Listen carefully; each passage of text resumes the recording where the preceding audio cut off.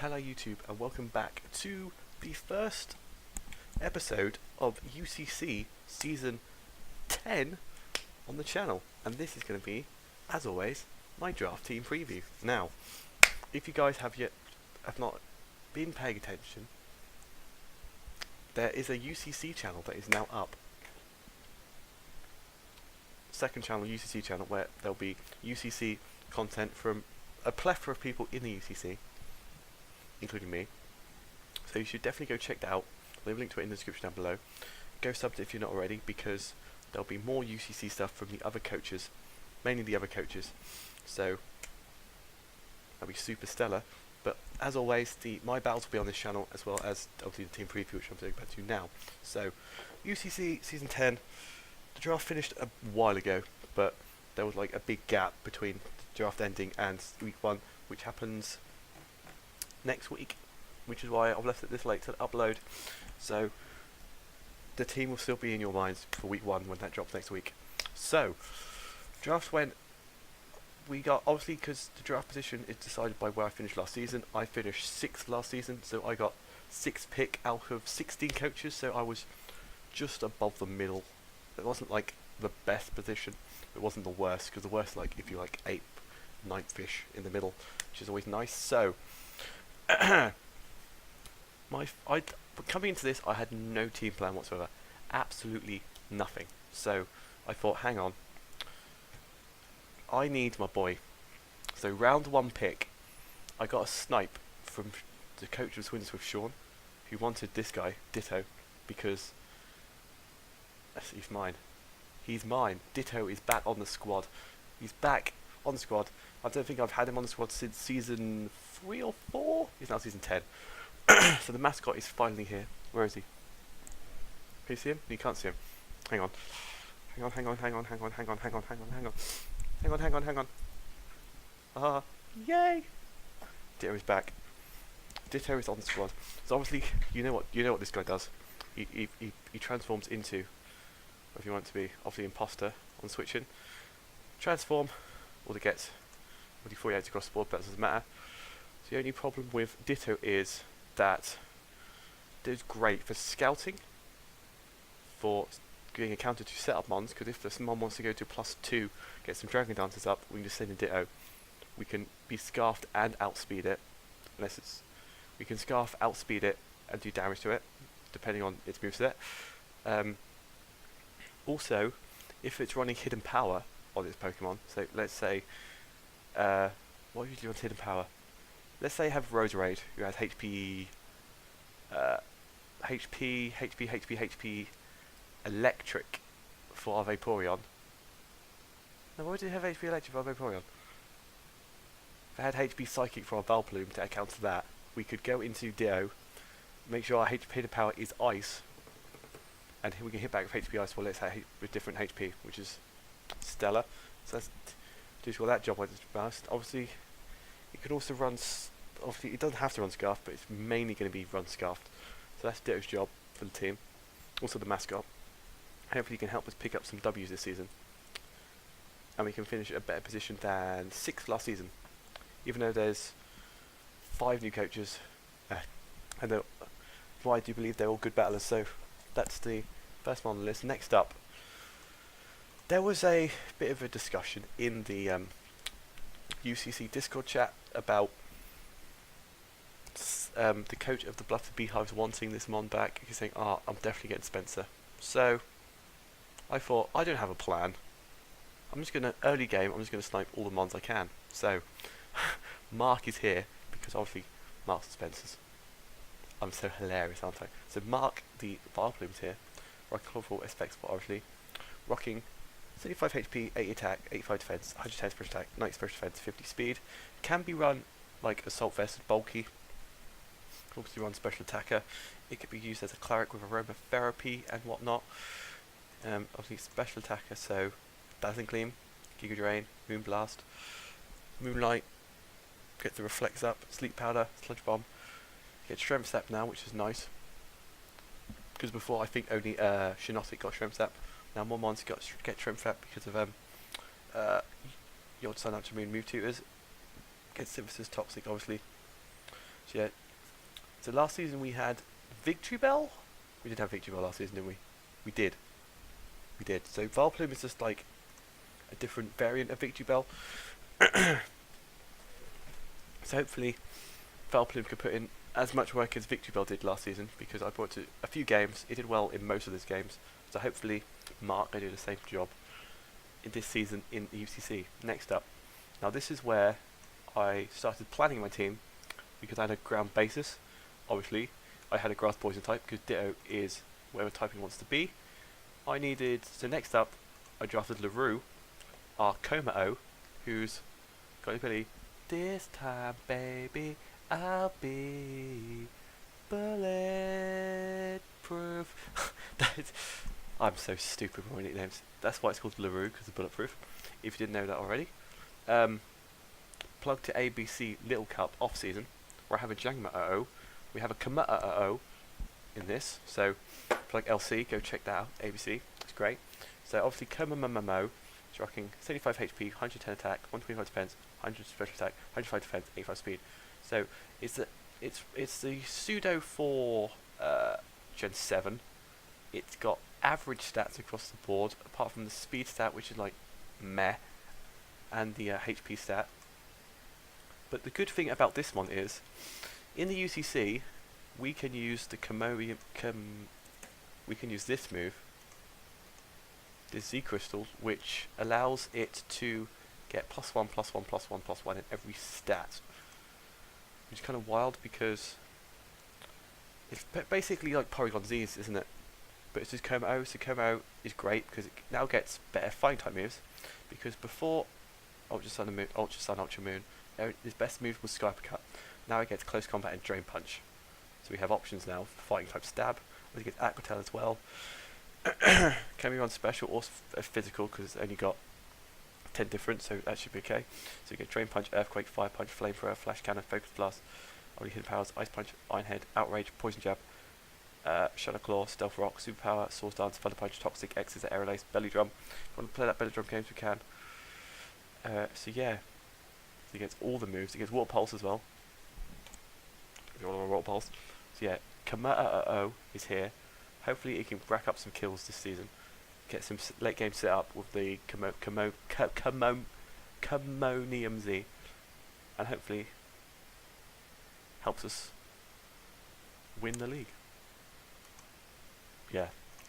Next up we've got Darude, our T-Tar, obviously, Tyranitar, rocking Sandhuman Unnerve, rocking 100 HP, 134 attack, 110 defense, 95 special attack, 110 special defense.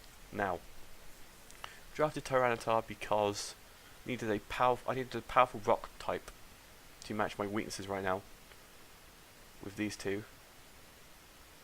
Well, mainly with Mark, because I drew Darude first. I don't know why it is in this order, but we'll go with it. So Darude is here. Darude is probably here to set up stand, get some. We can run Choice Scarf set, because I've seen Choice Scarf set put in the work before. Assault Vest always works. Leftovers always work. Rocky Helmet always works. Obviously gets Stealth Rocks as well. Gets moves like Aqua Tail, Avalanche, Crunch, Dragon Claw, Dragon Dance. Dragon Dance set's always common. Earthquake as well. Gets the fire moves. Gets ice moves. Gets steel type moves. Gets ghost type moves. Gets Surf. Gets Thunderbolt. Gets Thunder Punch and whatnot. So Tyranitar's a versatile mon, quite bulky, especially in sand. I don't think we have any other mons that get benefited by stand apart from our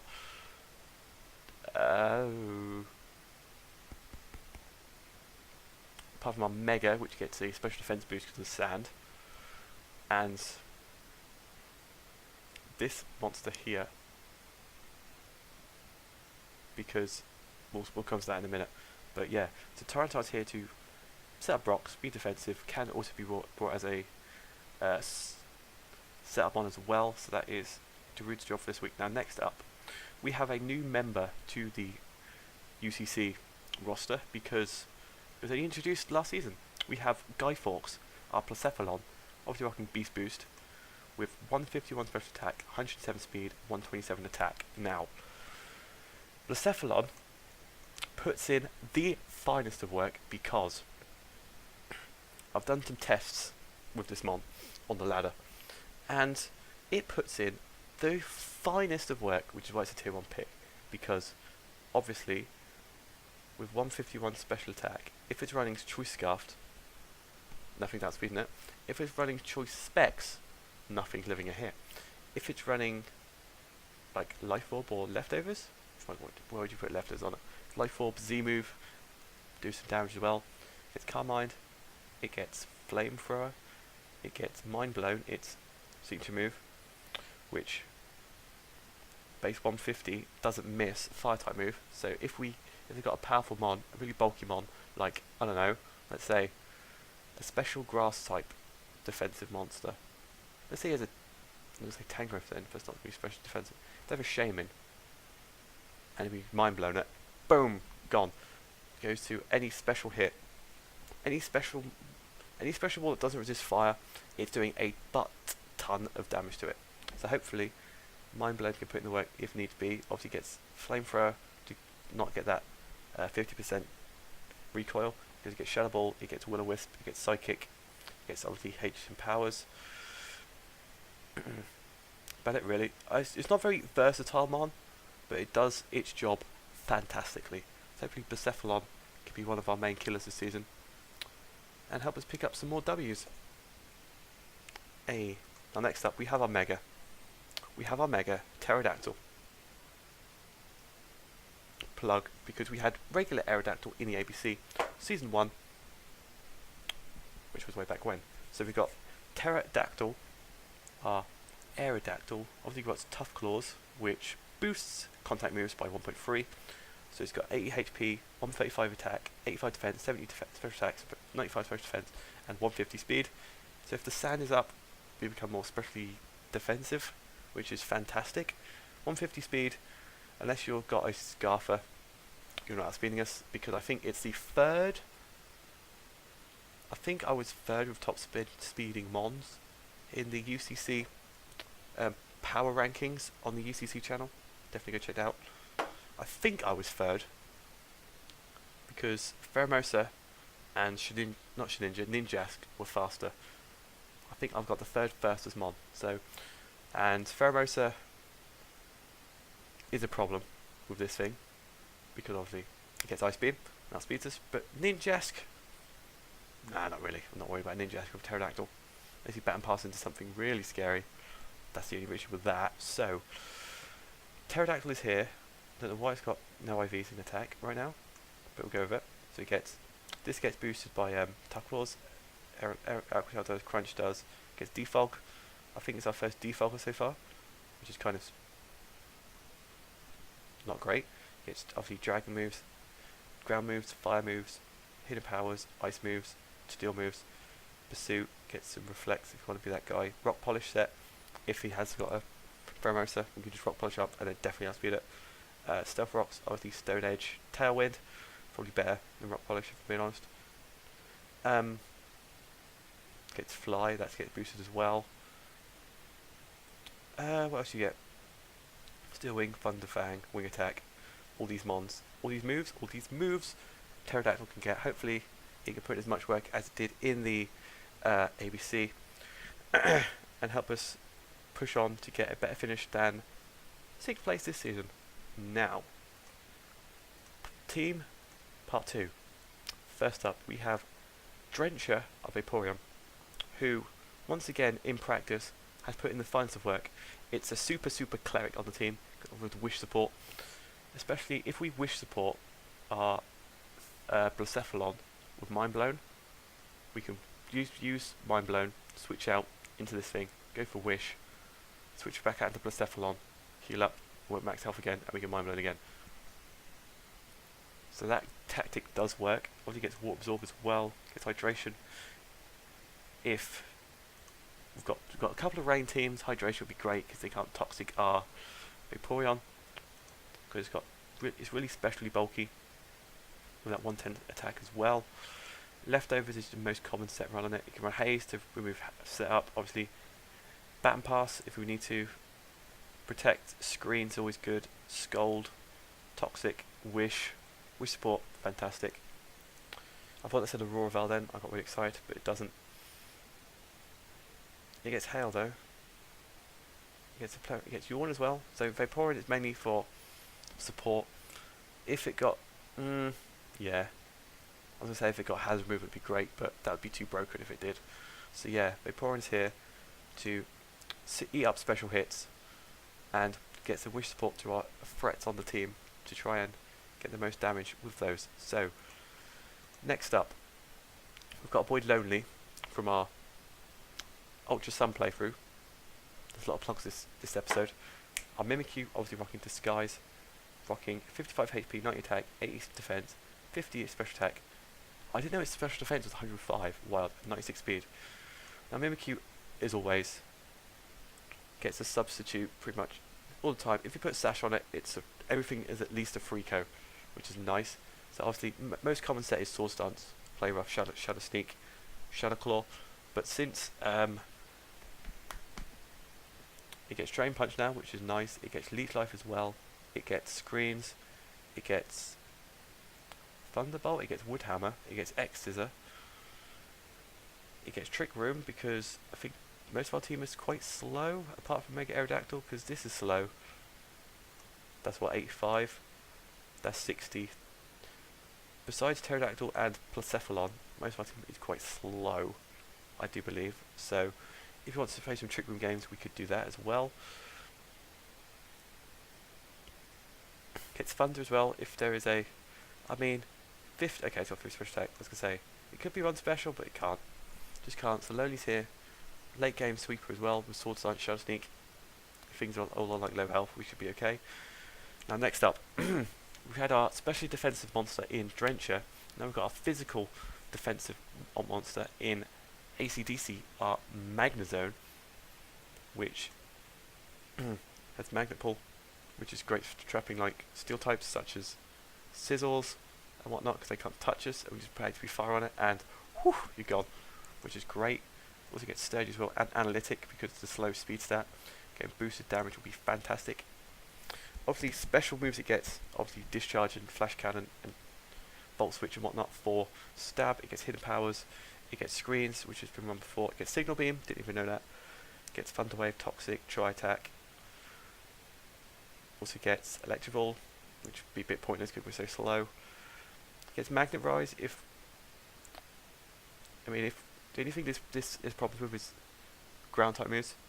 So if we can get that up, it'd be fantastic. So yeah, Magnezone is here to eat up hits, defensive hits anyway, and do some damage back with that 130 special attack and do the most. Hopefully do the most. I know most people don't really like Magnezone in draft. They prefer ones like Magneton because it's got EV Light and it can eat up hits more, but hopefully Magnezone could put in the work for us and pick up some kills, hopefully, and make it do the most. Now next up, we have Frankenstein, our Silvally, who in this league can be any typing it wants to be.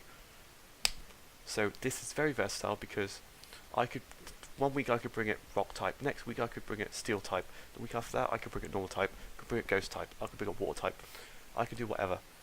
So yeah, Frankenstein is great. I mean, it can't really, if it's got this